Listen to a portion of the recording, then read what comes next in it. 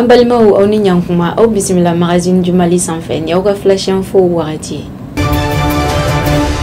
Bakurubaya la an b'aw ladɔnniya k'a fɔ ko araba novembre kalo tile 2 san 2022 Burkina camancɛ fanga ɲɛma n'o ye Ibrahim Traoré ale ye senna bɔli kɛ Mali kɔnɔ.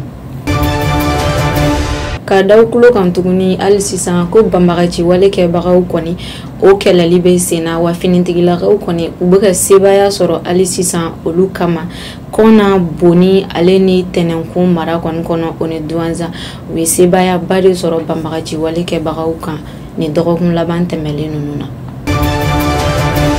Ka dansigili kɛ nin bakuruba in na nin bɛ bɛn kɔkan kunnafoni ma min bɛ États-Unis kɔni ko fɔ ale bɛ ka Corée du Nord ale bɛ ko accusé ko de bɛ ka kɛlɛkɛminɛn dɔw dɛmɛ don kɛ Russie ma. Komi n y'a fɔ aw ɲɛna bakurubaw la cogoya min na Burkina camancɛ fanga ɲɛma n'o ye son excellence Ibrahim Traoré ale ye sennabɔli kɛ Mali kɔnɔ araba novembre kalo tile 2 tɛmɛlen na min kɔni bɛ tali kɛ Mali ni Burkina cɛ baaraɲɔgɔnya ani teri sira min bɛ yen nɔ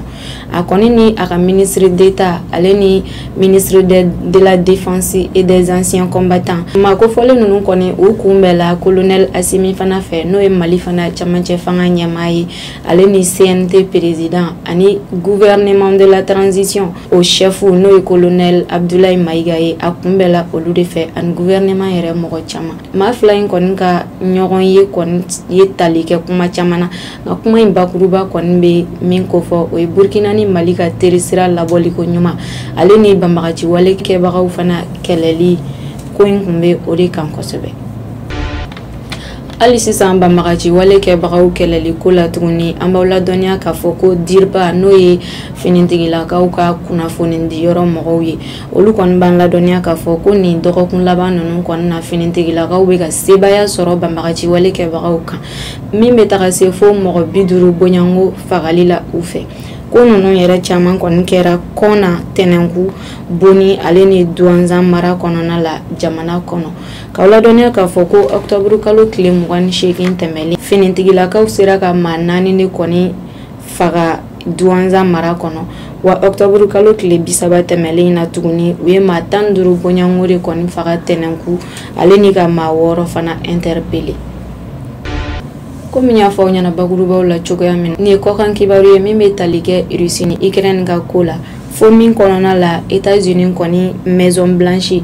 au porte-parole du Conseil de sécurité n'o ye John Kirby ale kɔni bɛ ka Corée du Nord accusé ko olu de bɛ ka kɛlɛkɛminɛn dɔw dɛmɛ don Russie ma Ukraine kɛlɛko in na wa a bɛ k'a fɔ fɛnɛ ko information kɔni bɛ yen nɔ min b'a jira k'a fɔ ko Corée du Nord bɛ ka kɛlɛkɛminɛn di Russie ma a mɛnna mais mɔgɔ tun tɛ a kalama a ko tuguni ko ninnu bɛ ka kɛ k'u bɛ ka jira k'a fɔ i n'a fɔ ko nin dɛmɛdon in kɔni bɛ ka kɛ Afrique de ma ko walima ko Moyen Orient ko nka ko Washington kɔni bɛ ka ɲɛɲini hali sisan k'a dɔn ni dɛmɛdonni ko min bɛ ka kɛ kɛlɛkɛminɛnko la n'a sɔrɔ ni Russie bɛ ka a sɔrɔ. Nin kunnafoniya in de kun bɛ dansigili kɛ aw ka bi flash info la aw kan bɛn magazine du Mali sanfɛ.